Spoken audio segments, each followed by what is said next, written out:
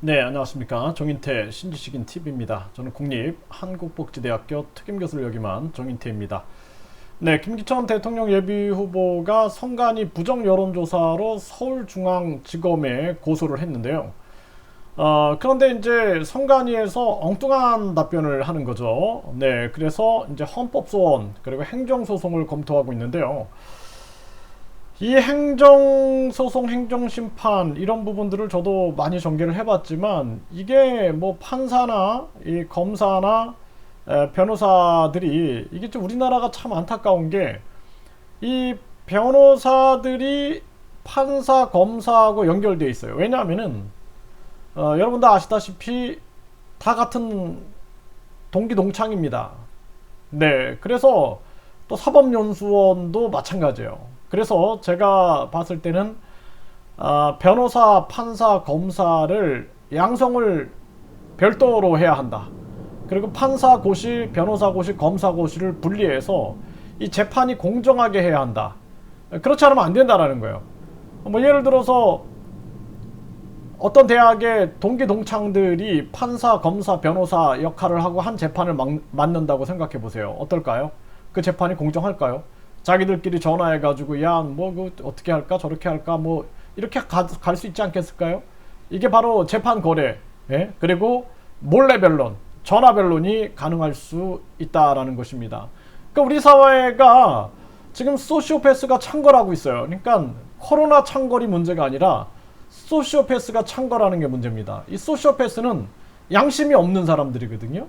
그래서 나르시시스트, 그 자기적 인격 장애도 똑같아요. 이 양심이 없는 사람들이에요. 양심이 없는 사람들. 그래서 사이코패스, 소시오패스, 나르시시스트가 다 양심이 없는 사람들이다. 양심의 뇌가 없다. 그 사이코패스, 사이코패스, 소시오패스라 그러죠. 그리고 나르시시스트. 그러니까 소시오패스는 주로 돈과 권력을 위하여, 자기의 목적을 위하여 양심이 없는 행위를 하고, 나르시시스트들은 자기의 인기 또는 자기가 칭찬, 관심, 이런 걸 위하여, 왕자병, 공주병, 그걸 위하여 수단과 방법을 안 가리는 거예요. 거짓말을 밥 먹듯이 하고. 그러니까 양심의 뇌가 없는 겁니다. 그래서 이 양심의 뇌가 없는 나르시시스트, 사이코패스, 소시오패스가 창궐하는 이 세상에 우리가 진짜 믿을 수 있는 곳이 없다. 그런 생각을 안 할 수가 없다라는 것입니다.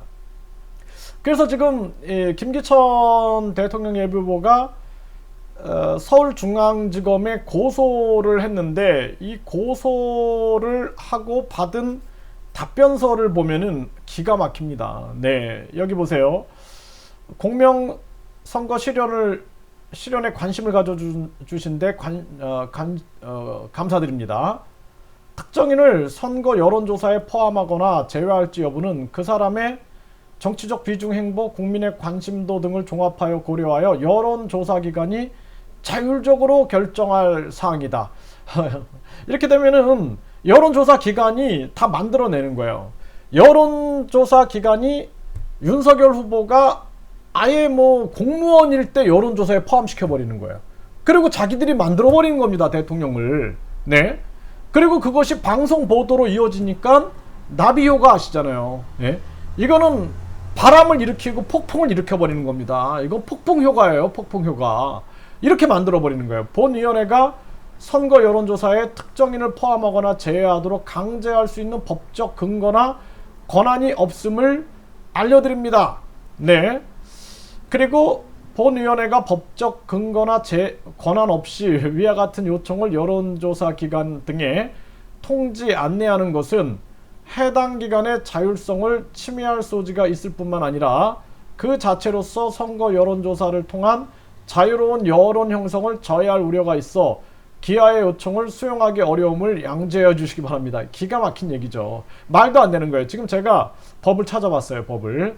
일단은 공직선거법을 보면은요, 공직선거법 제8조에 보면은 이 언론기관, 그러니까 언론기관의 공정보도 의무가 있습니다. 이 언론기관의 공정보도 의무도 지켜지지 않으면서, 그리고 이 선거 여론조사가 방송보도로 이어지거든요. 그러면 지금 선거 여론조사 심의위원회, 여기 보면은 이 위원회의 직무가 뭐냐 도대체. 여기 보면은 선거 여론조사의 객관성, 신뢰성 확보를 위하여 필요하다고 인정하는 사무에 대해서 담당한다라는 거예요. 여론조사의 객관성, 신뢰성 확보를 위하여 중앙심의위원회가 정하는 사무를 전개한다라는 것입니다. 당연하죠. 그러니까 신뢰성, 객관성. 예비후보로 등록을 했는데 여론조사에서 빠졌다. 그러면 이게 객관성이 있는 겁니까? 네. 그리고 자신들이 권한이 없다? 여기 권한이 나와 있는데 국민들을 바보로 하나요? 네. 이러한 부분들이 있습니다. 그리고 제가 전에 그 중앙선관위에서 받은 답변서를 한번 또 공개를 하겠습니다. 그러면 이 말이 완벽한 모순이다라는 것을 우리가 확인할 수 있게 될 것입니다. 정말 기가 막혀요. 그리고 지금 이 김기천 후보가 이 헌법소원, 행정소송, 헌법소원한다 했을 때 과연 이 헌법재판소가 어떤 판결을 내릴까? 저는 진짜 이 헌법재판소도 해산시켜야 된다. 저는 그렇게 봅니다. 그래서 헌법재판소가 아닌 국민대표자회의, 그래서 국민대표자회의에 대통령이나 국무위원들, 또 국회의원들, 또 시군구 의원들이 다 들어가는 거예요. 그리고 각 정당 대표들 다 들어가서 여기서 우리가 인터넷으로 표결을 해버려야 됩니다. 인터넷으로 충분히 다 정치하는 사람이면 할 수 있잖아요. 인터넷으로 공개 표결해가지고 이거 해야 됩니다. 그리고 헌법재판소는 해산하는 것이 낫다. 저는 그렇게 생각을 합니다. 자, 그래서 지금 이 김기천 후보 같은 경우에는 진짜 여론조사 질문은 여론조사 기관이 자율적으로 정할 문제다. 그러면은 뭐 예를 들어서 의도적으로 이재명을 빼도 상관없다. 이런 얘기가 되는 거예요. 이 논리라면은. 그리고 김 예비후보는 이렇게 얘기했죠. 선관위의 답변은 극단적으로 말하면 여론조사 기관이 여론조사를 통해 여론을 조작하더라도 선관위는 관여할 수 없다는 무책임의 극치다. 이렇게 얘기를 한 겁니다. 네, 그리고 예비후보 제도가 진정으로 그 가치를 가지려면 예비후보로 등록이 되는 순간부터 각종 여론조사에서 예비후보의 이름이 반드시 거명되도록 강제하는 것이 필요하다.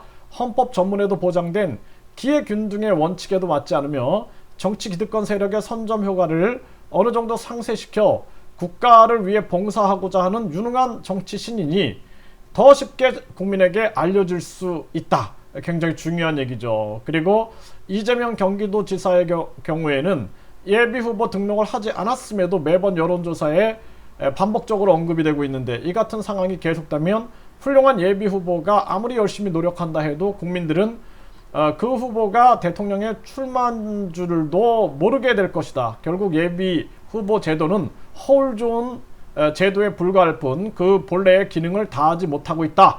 이렇게 얘기를 한 겁니다. 정말 맞는 얘기죠. 네, 죄송합니다. 정말 진짜 숨이 막히네요. 숨이 막혀. 네. 그래서 이러한 상황들, 그래서 정말 정치 기득권으로 이른바 기울어진 운동장의 폐단을 해결하기 위해 예비후보 제도가 시행되고 있지만 정작 예비후보는 국민에게 알려지는 것은 사실상 불가능하다라는 제도의 유명무실을 주장했다라는 것입니다. 정말 맞는 얘기입니다. 그래서 제가 어제 국민청원을 했는데 많은 분들이 호응을 했어요. 그런데 청와대가 비공개 처리했는데 오늘 다시 국민청원 했습니다. 또 비공개하면은 정말 가만히 있지 않겠습니다.